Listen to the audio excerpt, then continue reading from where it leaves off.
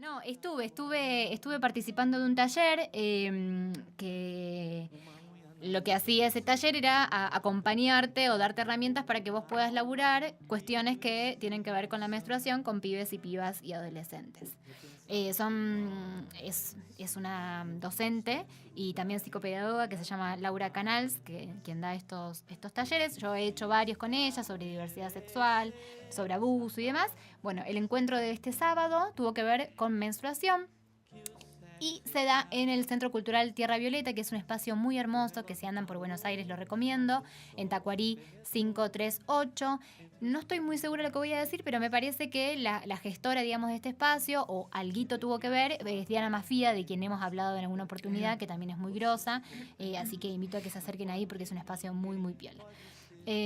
Bueno, un poco lo que les traigo es algunas cuestiones que tienen que ver con la menstruación, que a mí me llamaron la atención, cosas que no conocía, cosas que me parece que está bueno como reafirmar que hemos hablado en otras oportunidades, porque me parece que al menos me llama la atención que en pleno siglo XXI todavía la menstruación siga siendo un tema tabú, ¿no? Como, puede No ser, es, sí, sí, sí. puede Vos, ser, se me viene a la imagen la charla TEDx de la COPE que creo que le hemos sí, recomendado, que es como, parece ser que la menstruación en realidad no es un proceso fisiológico que le pasa a la mitad de la no, población mundial. No, es algo de minitas. sí. Entonces es como, porque la minita, y es como, ay, toda hay una cuestión, como una sonrisa picaresca, pero con asco, ¿no? Sí, Como, sí. con asco y con necesidad de ocultarlo, ¿no? Como esto de que siempre decimos que los avisos publicitarios muestran sangres azules, ¿viste? De Estas sangres de pitufos. pitufos, Sí, sí, sí. que las mujeres tienen que estar cuidándose todo el tiempo de no mancharse, Los sonrientes que están las mujeres cuando se ponen felices, cuando se ponen las toallitas con ultra alas, sin finas, alas, sí, sí, sí, sí. re felices. Bueno. Entonces, bueno, como digo, bueno, que les voy a contar todo el curso, no. Yo armé así como un listadito de cosas que me parecen piolas, así como para mencionar y no aburrirles. Y bueno, nada, de compartirles esto que está bueno, ¿no? Como que siempre cuando uno aprende algo o algo le mueve ahí las tripas, como compartirlo con otras para que se multiplique. Esa es un poco la idea.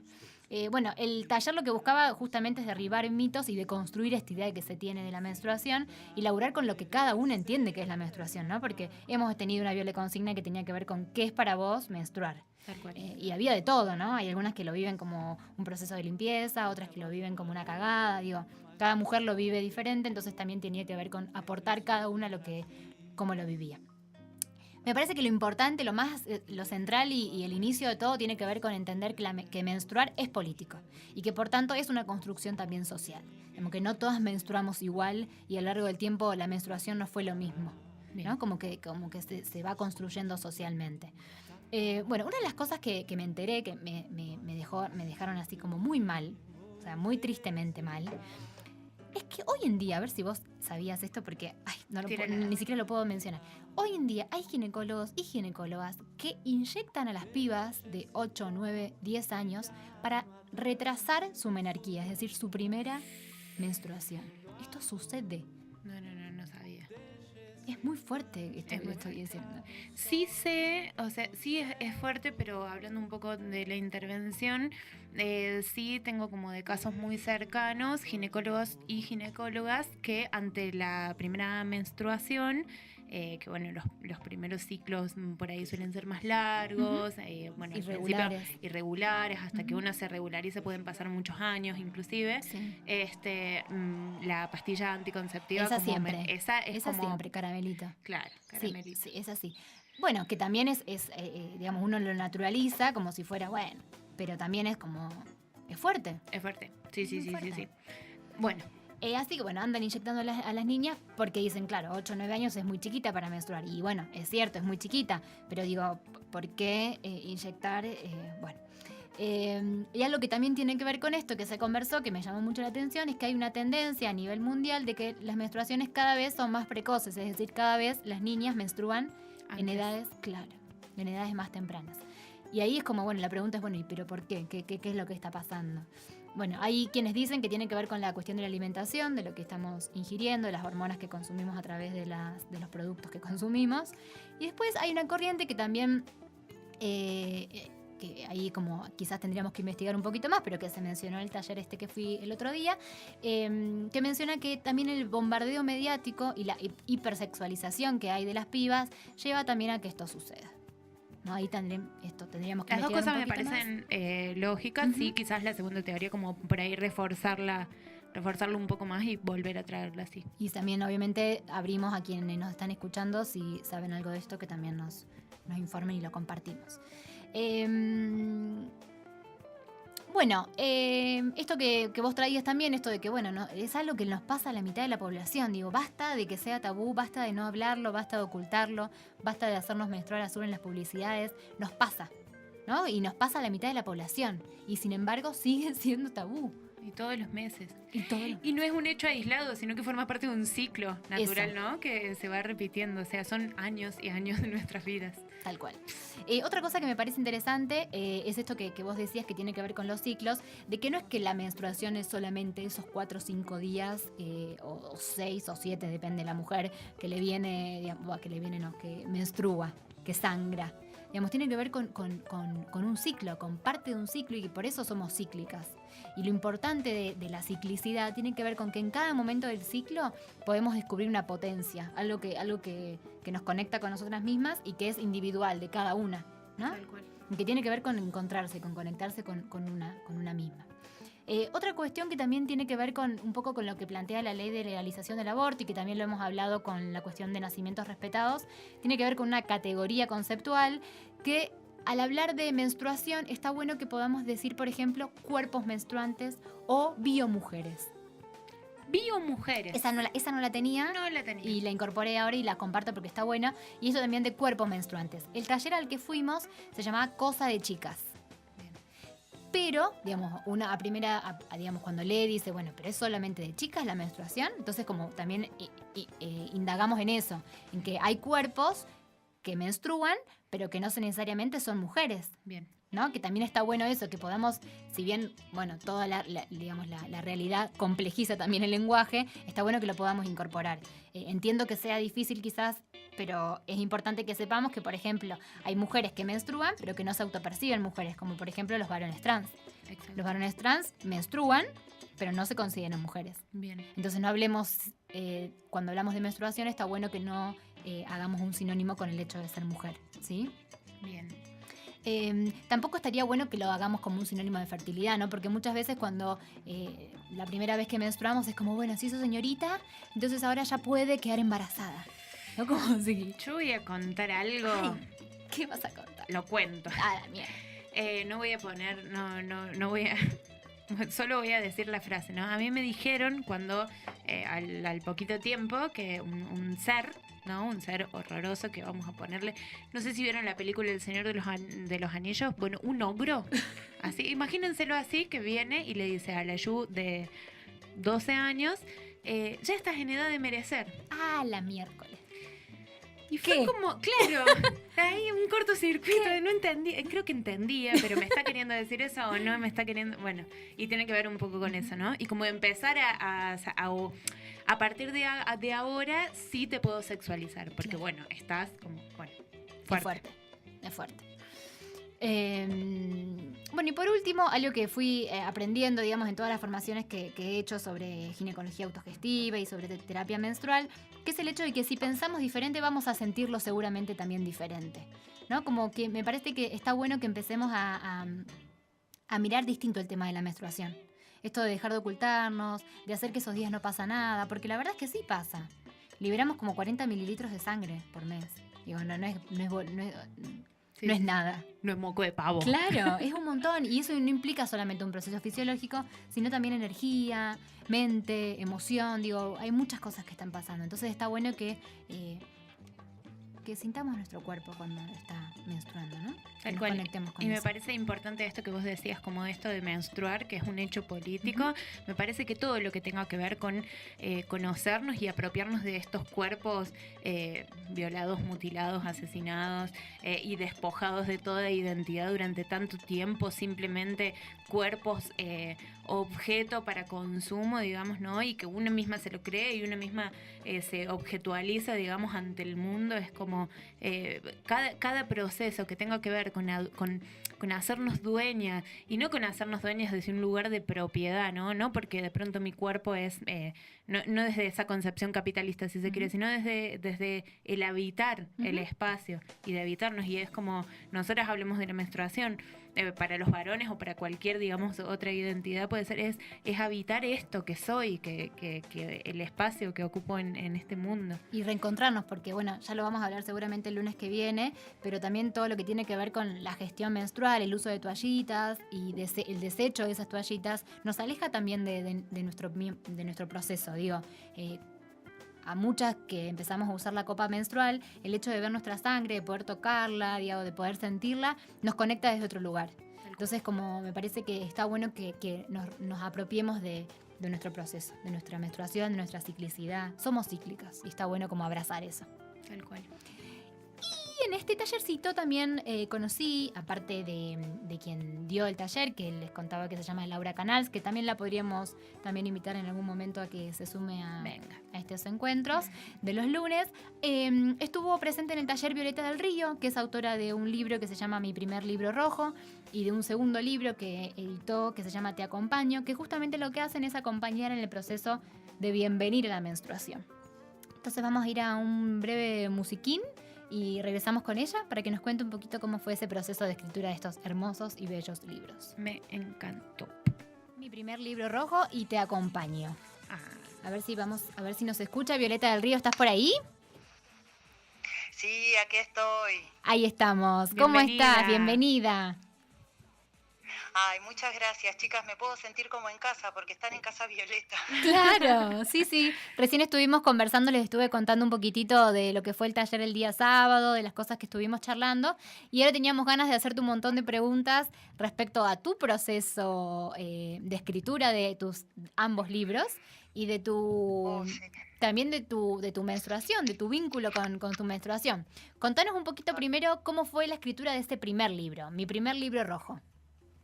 Bueno, en realidad para poder comenzar, cómo comenzó todo esto, podría decirles que hubo como un disparador, ¿no? Hubo un momento bastante preciso en el cual, en el taller lo contaba, en el 2010 fallece mi abuela materna y en ese momento es como que todo se repliega y me conecta muchísimo con la energía femenina dentro de mí y me surgen muchísimas preguntas. Como siempre sucede cuando suceden estas cosas, empieza como todo a sincrónicamente alinearse. En ese momento surgió que con unas amigas fuimos a un centro cultural donde estaban proyectando La Luna en Ti, que fue bueno como el segundo disparador que ya me iba preparando a comenzar este viaje, que en realidad era un viaje que después me di cuenta que empezó muchísimo más atrás, y más atrás también.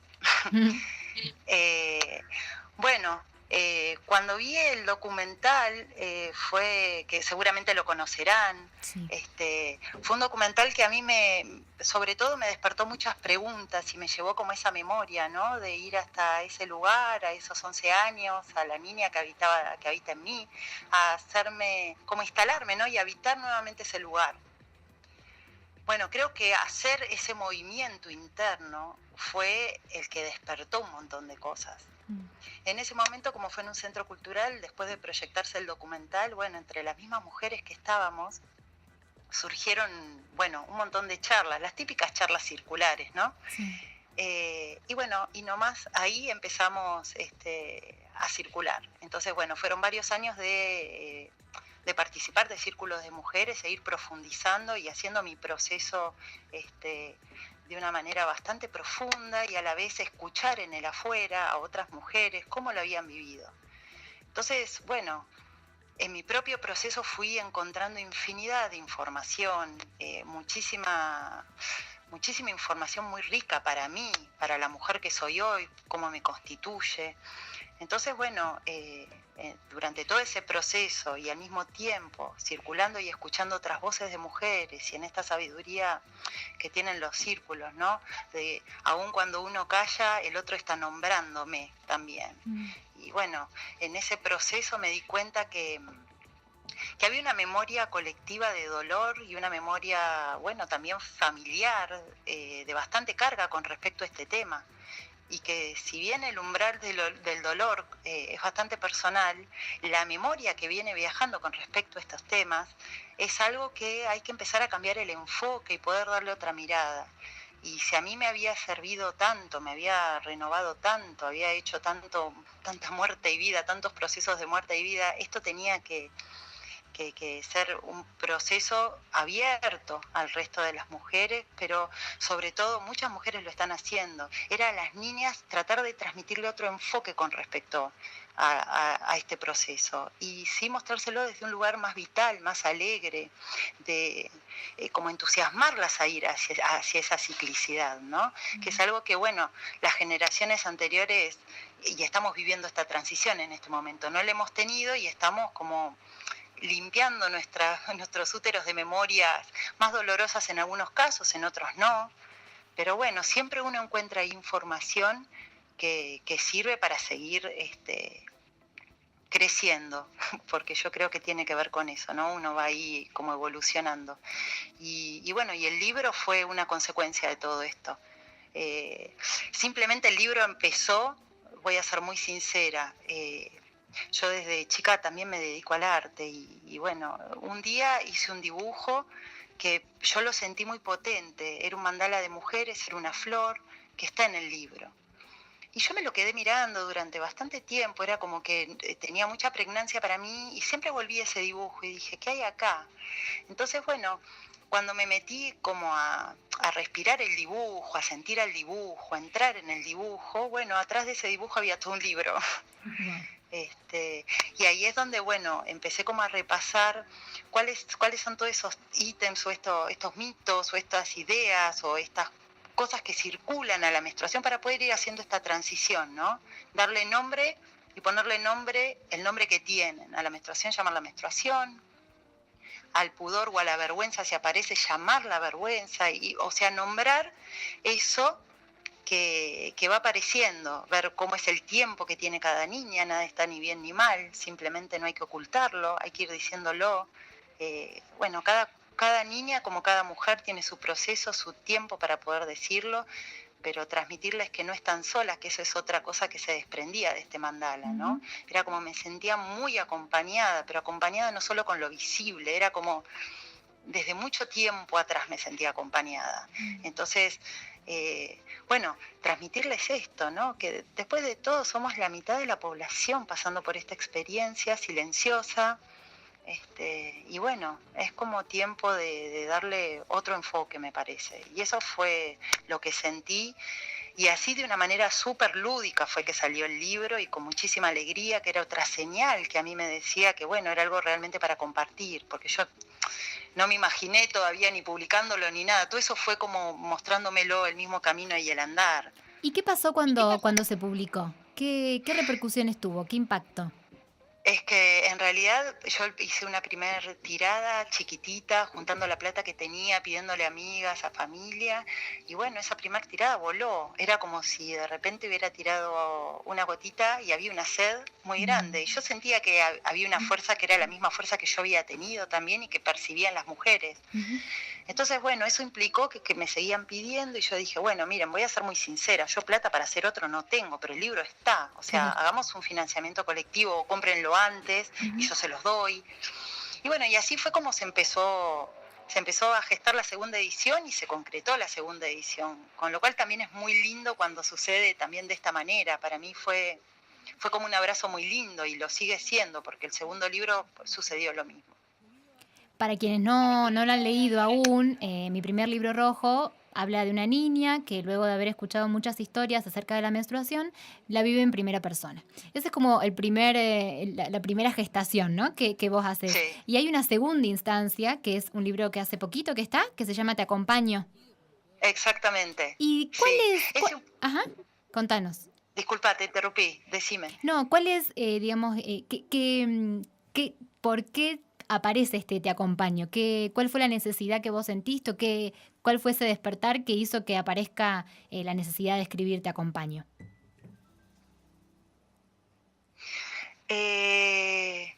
Mira, te diría que hubo una que estaba casi como en el como en un génesis, que cuando también estaba el primer libro rojo estaba porque, bueno, yo tengo hermanos varones, con lo cual yo también menstrué y tuve todas esas situaciones. Cuando yo me fui a esa memoria, en esa memoria aparecía el pudor, también sentí una pérdida porque había algo que me diferenciaba, yo no entendía muy bien, o sea, toda esa emoción se me mezclaba mucho y después a la distancia fui entendiendo. Pero bueno, el segundo libro un poco tiene que ver con eso y después también en esta escucha del integrar, me parece que es un tiempo para integrar. En esto que uno escucha tanto de esta loca, bueno, está en uno de esos días, y yo decía, qué instalado que está todo, ¿no? Uh-huh. Y a veces es, bueno, está bien, si no vamos a los adultos a explicarle, vayamos a los niños para ir educando desde ahora y contarles el proceso que vivimos. Porque bueno, es un proceso hormonal, es un proceso físico, pero que es emocional, es psíquico, es energético, es espiritual. Entonces, todo este proceso es empezar a compartirlo con ellos para que ellos entiendan que en un mundo lineal, superproductivo, constante y tan dinámico, nosotras tenemos otro movimiento y no tenemos por qué estar forzándolo todo el tiempo. Y que si bien ese es un aprendizaje que el ciclo te lo da, si vos vas escuchando el cuerpo y lo vas respetando, me parece que está bueno hacer el trabajo social en la diversidad, a decirles, miren, a los cuerpos que no menstruan les contamos lo que pasa desde este lado. En principio entremos por lo emocional, porque es ahí donde nos vinculamos y es ahí donde se generan los cortocircuitos vinculares. Y no estoy loca, puedo ser increíblemente creativa para esta sociedad, aportar un montón de cosas a esta sociedad si estoy a mi ritmo. Realmente creo que la humanidad cambiaría, primero cambiaría la vida de todas las mujeres si nos respetamos en el tiempo, ¿no? Pero realmente creo que a nivel de humanidad habría tantas gestaciones de proyectos interesantísimos cuando uno escucha, porque hay tanta información que viene a nosotras a través de esta conexión, que yo a veces pienso en todas esas semillas creativas y digo, cómo me gustaría que el mundo esté plagado de esos ritmos, ¿no? Porque sería otra información. Existen libros como los tuyos, existen círculos de mujeres, existen espacios de formación, por ejemplo, la terapia menstrual. Aparecen, ¿no? Como estas búsquedas hacia nosotras mismas, pero paralelamente hay una ley de educación sexual integral que lamentablemente no se implementa en las escuelas y hay muchas resistencias también por parte de los docentes y las docentes de hablar, por ejemplo, de la menstruación. ¿Y por qué pensás vos que en pleno 2018, siendo, como vos decías, un proceso vital, un proceso que le ocurre a la mitad de la población, ¿por qué aún sigue costando tanto hablar de menstruación? Yo creo que son varios motivos. Primero tenemos casi que siento que todos tendríamos, porque la mujer también lo hace, ¿no? Salir de un lugar muy cómodo para estar en cierta incomodidad para que surjan preguntas. Y esas preguntas en lo social también van a disparar y te van a permitir comprender por qué el mercado no quiere que esto suceda. Porque, digamos, hay varias aristas que hacen que la menstruación sea un tema tabú. Y hay muchos intereses también. No es solo algo que tiene que ver con una idea solamente mitológica o más sutil. Tiene ya está enraizada en intereses muy concretos, ¿no? Entonces tiene muchas aristas esto. Primero empodera realmente a la mujer. Cuando la mujer toma contacto con esa información, como te decía, que en cada mujer es una información que vaya a saber uno a dónde la puede llevar esa mujer, ¿no? Porque cuando una mujer se conecta en principio con su propia brújula, con esa intuición que la guía por dónde, con esa certeza que no sabe a dónde la lleva, pero sabe que es por ahí. Bueno, ya de por sí en este entramado social habría muchísimo movimiento. Sería como, yo creo, casi como un terremoto social, ¿no? Cuando la mujer empieza a tomar contacto con ese y rompe el statu quo. Yo creo que lo que pasaría es que rompería bastante el statu quo. Uh-huh. Entonces, bueno, ahí ya hay algo. Después tenemos toda la industria. que está atrás de esto, ¿no? Hay mucha plata que se mueve desde la gestión menstrual, Sí. de la decisión de cómo cada una quiere. Y como la información también es poder, y es un poder importantísimo. Vos fijate que desde las industrias tampoco se distribuye la información de lo que ellos generan con sus productos. O sea, ni siquiera hablan de lo que pueden generar los componentes que tienen los productos. Entonces, hasta las mujeres no estamos teniendo la información que tendríamos que tener. Y en lo vincular también se producirían muchísimos cambios. Pero bueno, así como sigue viajando la idea de que el hombre nos completa o que, digamos, en parejas heterosexuales el otro te completa, bueno, la mujer también se sentiría completa en sí misma. Digo, es revolucionario sentirse completo en sí mismo y elegir con la alegría y la plenitud estar con otro. Yo creo que tiene hasta esos alcances la sabiduría de la menstruación. Y en un mundo donde realmente estamos silenciando sangre de vida y viendo cotidianamente sangre de violencia, de muerte, estamos como realmente al revés. Bueno, yo creo que son muchos motivos, me parece que no es solo uno. Violeta, te habla Yu, acá. Hola, ¿cómo andas, Yu? Bueno, nada, te agradecemos profundamente. Una pregunta que solemos hacerle a todos los entrevistados, pero es un poco como, bueno, has dicho muchas cosas muy hermosas, la verdad. Veníamos conversando con Melu casualmente esto, ¿no? Como de todo lo que implica esto de conectarse con uno mismo. Me quedo con esto, ¿no? Que decís como esto de que termina siendo un hecho revolucionario, terminaría poniendo en duda, ¿no? O temblaría esto del status quo. Hablábamos mucho de esto de asumirse, ¿no? Y de conectarse con la menstruación como un acto político. Me gustaría que le dejaras Sí, claro. un mensaje a nuestra audiencia. Bueno, un poco desde este lugar, ya has dicho un montón de cosas, pero por ahí, ¿qué le dirías a mujeres o personas menstruantes, vamos a decir, que bueno, para iniciar, ¿no? Un poco este camino de conectarse? Y yo en principio lo que trataría de desterrar es que la menstruación son esos 5 días que tanto nos cuentan que son la menstruación, ¿no? La menstruación es una danza constante, cíclica de todos nuestros meses que puede llevarnos realmente a un maremoto personal y dar vuelta la vida y tener otra visión con respecto a muchas de las cosas que observamos. Sí, creo que es un hecho político, menstruar es un hecho político, es un hecho que nosotras no decidimos. El cuerpo se pone en juego desde la primer gota que una niña a los 9, a los 10 o a los 11 años desliza por su cuerpo. Es un hecho claramente político. Y bueno, y sobre eso tenemos que saber que cada gota que vamos derramando tiene que ser con conciencia. Y esa conciencia nos tiene que permitir crecer y llamar la atención de todo lo que nos lo tramiten como regla, porque justamente si hay algo que tiene es que es bien orgánico, no es ninguna regla, no hay reglas, hay ritmos. Entonces, el lenguaje creo que realmente tiene una pregnancia muy importante, porque a través del lenguaje también nos van domesticando con ciertas palabras que nos ubican en lugares. Entonces, yo en principio diría que nos permitamos danzar esa curva, ese desliz con nosotras mismas y entender que la menstruación además no significa solo reproducción, significa placer, hay muchas cosas asociadas a la menstruación que no solamente tienen que ver en esto que estábamos hablando del statu quo, el ser fértil para tener hijos, que es algo que el mismo sistema también pide, ¿no? Uh-huh. Entonces, claro que es un hecho político que la mujer se empodere y pueda decidir sobre su propio territorio. Y la menstruación desde la gota 1 te implica poner el cuerpo. Violeta, y en eso estamos.